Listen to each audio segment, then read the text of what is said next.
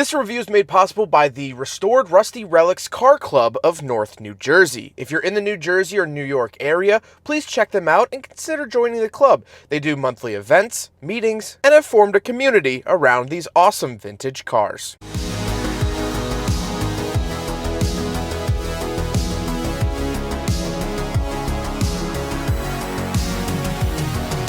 Alright, what's up guys? My name is Zach, and today I am driving a 1988 Dodge Daytona Pacifica Turbo. Up front is a 2.2-liter turbocharged inline-4, and down below is a 3-speed automatic transmission. Now, I am super excited to be driving this Daytona Turbo because this is everything that the late 80s was. It has pop-up headlights, it has a digital dashboard, it's got a turbocharged engine that says turbo all over it, it's got these kooky fins on it, and this is just, in my mind, the late 80s bottled up into one automobile, and being a big 80s fan, I could not be more excited. But if you would like to submit your own vehicle and have it reviewed here on the channel, you can head on over to my website, zachpradel.com/submit. It's a quick and easy submission form. It takes under a minute to fill out, and I come out to you. But let's get back to that 2.2-liter turbo under the hood. Well, it makes about 140-some horsepower. It's not very powerful, but it was just cool to have a turbo back in the 80s. Everyone seems to forget, especially with this modern era of turbo cars, that not every car was turboed back in the day. Having a turbocharger was something really rare and special. Nowadays, Ford Fiestas are turbocharged, and the Mazda CX-5 is turbocharged. It's not uncommon, but back in the late 80s it was, and so to have a turbocharged car was very, very unique. Now, this was the 2.2-liter that was used throughout the K platform. This is a K platform vehicle from Chrysler. It's cool to see it turbocharged without an intercooler. This is the Turbo 1. The Turbo 2 actually got an intercooler, so this is an unintercooled turbo. So take that as you will. Now, like I said, paired to it, 3-speed automatic, it's fine. It's doing the job. It's shifting.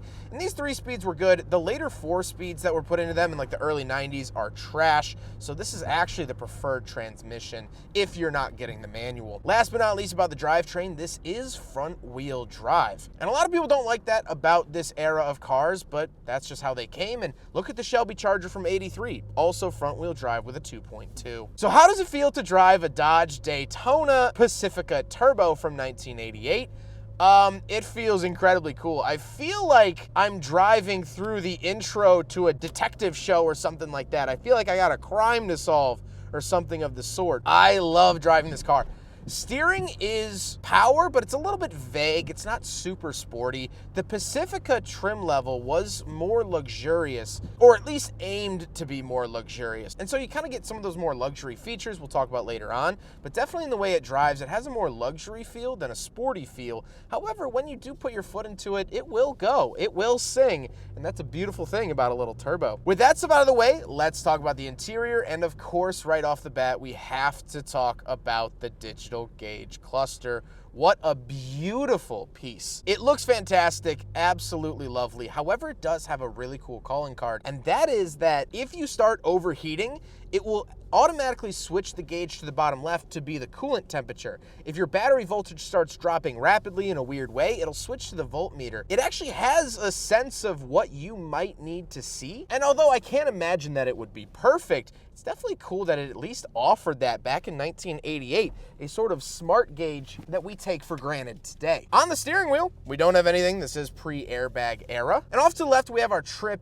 reset, and gauge select. For that digital gauge cluster, you can manually select those different gauges too, if that's something that you would like. On the door, we have our power mirrors and power locks, but no power windows. We'll find that in the center later on. Moving into the center, we have a little trip computer. So this will show you your range, estimated time of arrival if you put in your destination, fuel economy, speed, trip, all of these wonderful things. And of course, it does have a clock and calendar on it. Moving down below that, we do have a boost gauge along with a diagram of the car showing what doors are open, but love the fact that you get a physical boost gauge. Climate controls, AC, which was a nice option. Again, the Pacifica with being a little bit classier, more luxurious, got that AC. An aftermarket radio, because any radio from this era doesn't really hold up to modern tech. And then we have our pull-out cup holders, so we will do a big friggin' bottle test here in the 1988 Dodge Daytona Pacifica Turbo. And unfortunately it fails. No cup holders that pull out of the dash have ever passed,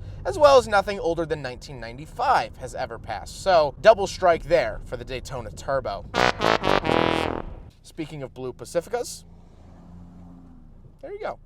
Then we do have a little ashtray and the shifter. The shifter is very run-of-the-mill, very straightforward shifter from the Chrysler Corporation at this time.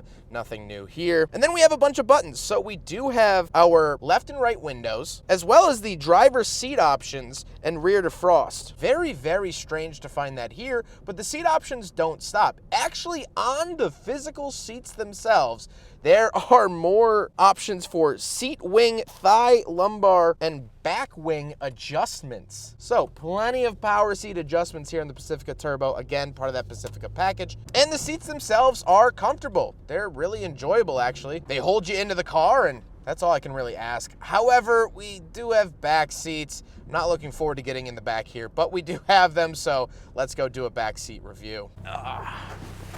All right. Just to say I'm all the way in. Come on. There we go. This is not a place I want to be. It has back seats by definition. So that, yeah.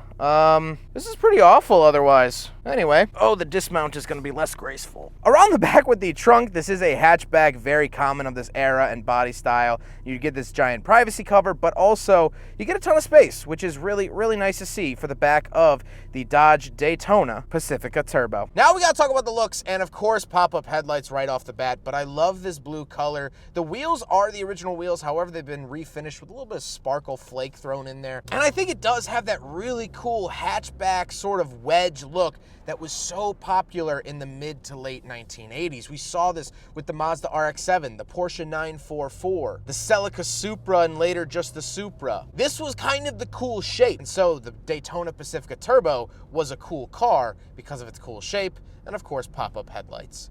But with all of that being said, let's get on to my final thoughts. What do I think driving a 1988 Dodge Daytona Pacifica Turbo? Well, it's been wonderful. I mean, this checks pretty much all of my 80s car boxes. When I drive an 80s car, because I love 80s cars so much, I want a digital dashboard, I want pop-up headlights, and I want a turbocharged engine. This does all of that, and it is just so glorious. This is a monument, a monolith to everything that made the 80s so iconic in the later half of that decade. And so to me, that's just wonderful and cool to experience. But it's also cool to be driving something that was built and designed basically for fun. It wasn't to check a box, even though the Chrysler K platform was designed to just check a box. Chrysler developed the K platform in the late 70s for the early 80s as a way to save money. They could build several different vehicles, tons of different vehicles actually, on the same platform. And so they didn't have to engineer,